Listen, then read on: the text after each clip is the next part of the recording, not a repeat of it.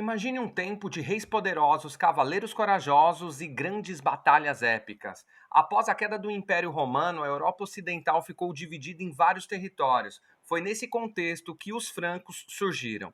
Liderados por reis como Clovis e Carlos Magno, eles foram um dos reinos mais duradouros entre os reinos germânicos. Mas como os francos conseguiram unificar tantos povos? Como a conversão ao cristianismo mudou sua história? Já deixa aí nos comentários o que você acha que aconteceu em relação à unificação com o cristianismo. Neste vídeo, vamos viajar no tempo para descobrir como esse reino influenciou toda a Europa Ocidental. Mas antes de irmos para o vídeo, já deixa seu like porque isso me ajuda muito a continuar produzindo conteúdos como esse. E também já se inscreve no canal caso você não seja inscrito, aproveita para dar aquela comentada para engajar legal e compartilhar o vídeo com quem você também acha que precisa desse conteúdo para estudar para uma prova ou então gosta do tema que a gente vai abordar aqui hoje. Então, bora pro vídeo. Você provavelmente já ouviu falar do poderoso Império Romano e também que ao passar por uma crise, ele foi dividido entre Império Romano do Oriente e Império Romano do Ocidente, certo? Também talvez você tenha escutado que no ano 476 houve a sua queda com a invasão da sua capital, Roma, quando foi dominada. E aí, o fim do Império Romano do Ocidente foi decretado e seu território dividido entre diversos povos germânicos. É sobre esse território e o povo franco que a gente vai conversar aqui hoje. Os francos eram um povo germânico que vivia ou habitava a Europa Central, já nos últimos anos do Império Romano do Ocidente, que com a queda do Império Romano, ocuparam logo a região da Gália ali ainda no século V.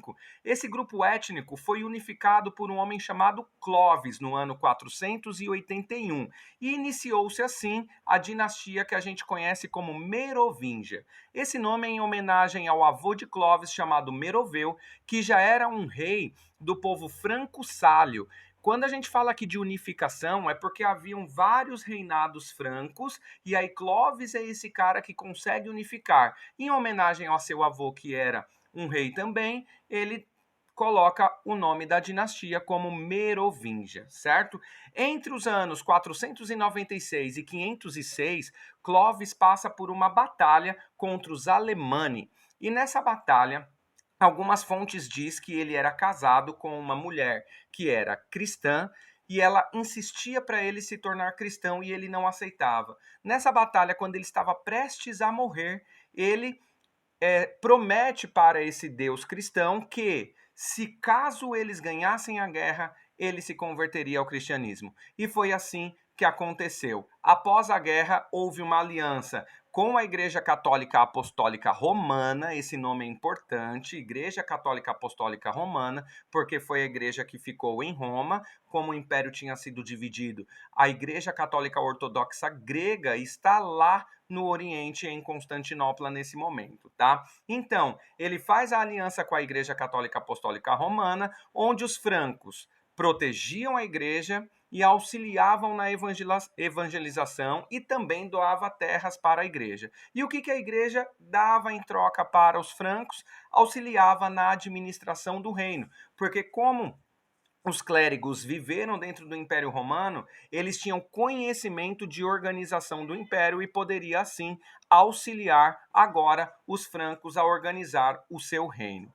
Após a morte de Clovis, seus filhos, que deveriam assumir o reino, não estavam preocupados em governar e por isso ficaram conhecidos como reis indolentes. Reinavam, mas não governavam. Para isso, eles passaram a responsabilidade de governar para homens que eram os majordomos, então administrador do palácio ou prefeito do paço. Muitos livros também vão colocar como mordomos, vocês vão encontrar nos livros de vocês. E esses homens, aos poucos, vão ganhando poder e administrando ali os reinos dos filhos de Clovis, até a coroação de um homem chamado Pepino o Breve, no ano de 751, que dá início à dinastia carolíngia e põe fim à dinastia merovíngia.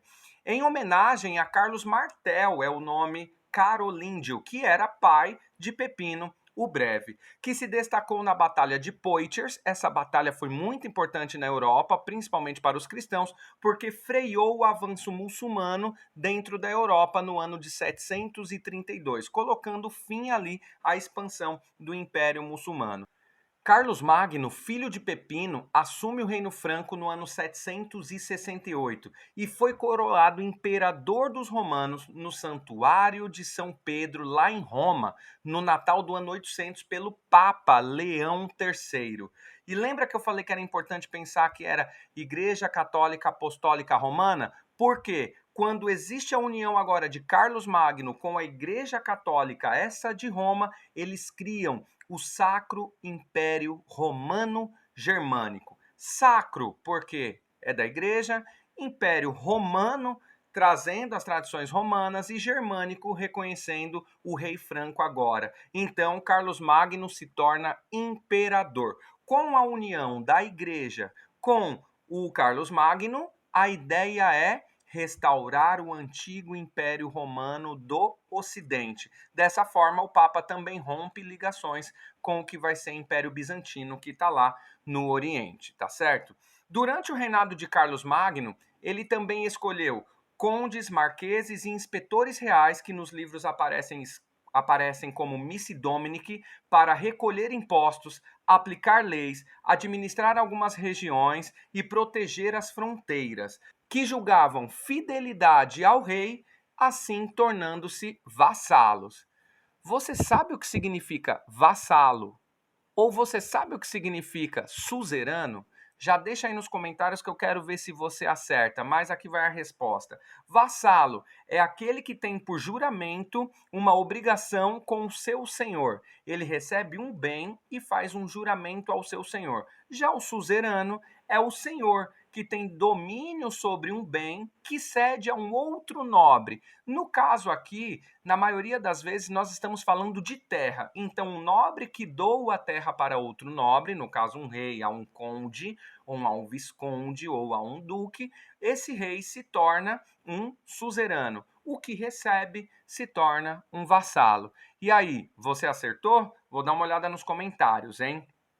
Também durante o governo de Carlos Magno aconteceu o que ficou conhecido como o Renascimento Carolíngio. Você já deve ter escutado esse nome Renascimento, e faz todo sentido aqui também, porque é um período de desenvolvimento cultural dentro do Sacro Império Romano Germânico, onde ele criou as escolas platinas, que funcionavam dentro dos palácios, que formavam administradores e também bispos. Olha aí o que formava: administradores e bispos. Então, para quem era o acesso? Para a nobreza ou para os clérigos.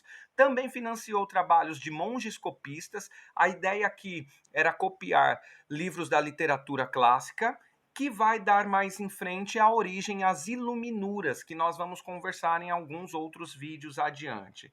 As terras de Carlos Magno foram divididas entre seus 3 filhos, do qual Luís o Piedoso tornou-se o único herdeiro no ano de 814. Mas aí começa o declínio. Luís o Piedoso não consegue manter a unidade do império. E com a morte de Luís, no ano 840, o território entra em disputa pelos seus filhos, que 3 anos depois, no ano 843, oficialmente é partilhado e assinado um documento chamado Tratado de Verdun. Os seus herdeiros são Luís, o germânico, Carlos, o calvo, e Lotário. E é lógico, o reino agora começa a enfraquecer. Com a divisão do império, os vassalos ganhando forças locais, as invasões de normandos, muçulmanos e húngaros, o império entra em decadência e seu fim é decretado no final do século X. Antes de encerrar, preciso lembrar que esse vídeo é apenas um recorte, então pode ser que tenha faltado alguma coisa. Então, se você notou isso, coloca nos comentários que a gente segue a aula de lá. E no mais, não esqueça de se inscrever no canal, curtir, compartilhar, que isso ajuda muita gente a continuar produzindo conteúdo. No mais, até o próximo vídeo. Abraços.